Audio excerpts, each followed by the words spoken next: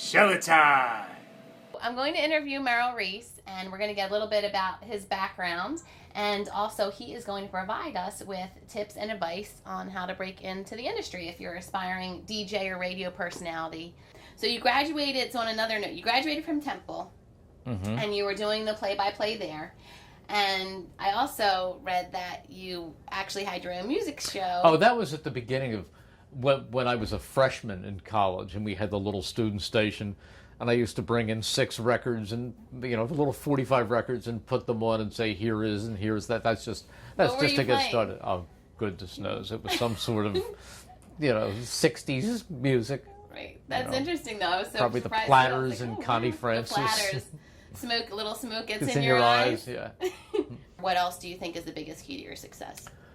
I think the fact that I am passionate, the fact that as I go into my 37th season, I work every bit as hard as I did during the first season. I never approach a game and say it's just another game. And that's if the team is winning or if the team is losing. Their performance has nothing to do with my performance, other than obviously if it's a great season and there's winning games, your so-called script is better. There's more excitement in the broadcast. Right. But I think the fact of the matter that I've never taken anything for granted, and that when I get to do a game and it's a Sunday morning and I wake up, I am nervous. I am very, very nervous because I've worked all week. And I've read everything, and I've looked at game tape, and I've spent hour after hour after hour in preparation. The easiest part of my job is once the game begins, and then I just react and broadcast the game. But the preparation is extensive, and it is maybe even more extensive now than it was 100 years ago when I began. Why is that? Because I've learned how much more you need to do to prepare to do the broadcast the way I want to do it. Somebody, I guess I'm throwing out a lot of old cliches, but Dick Vermeil, in evaluating football players, used to tell them that you've got to practice hard every day, because in this field, nobody ever stays the same. You either get better or you get worse. And I believe that as a broadcaster, that every off season I review the tapes of the previous year, because it is my desire to be better, not worse. You never stay the same. So I approach every game with that philosophy. I want to be the best that I can possibly be.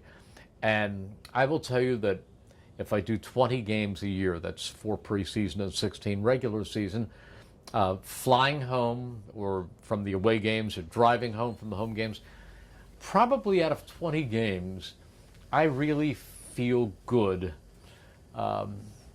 6 times.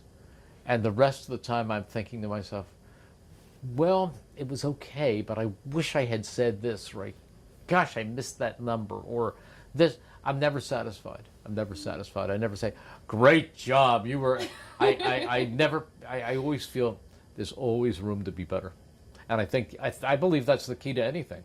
Whether you're a golfer or a tennis player or a football player or a doctor or a teacher, I think we all have to strive to be the best we possibly can every single day.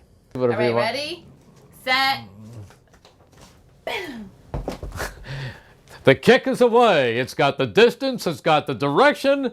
It's good! Yay!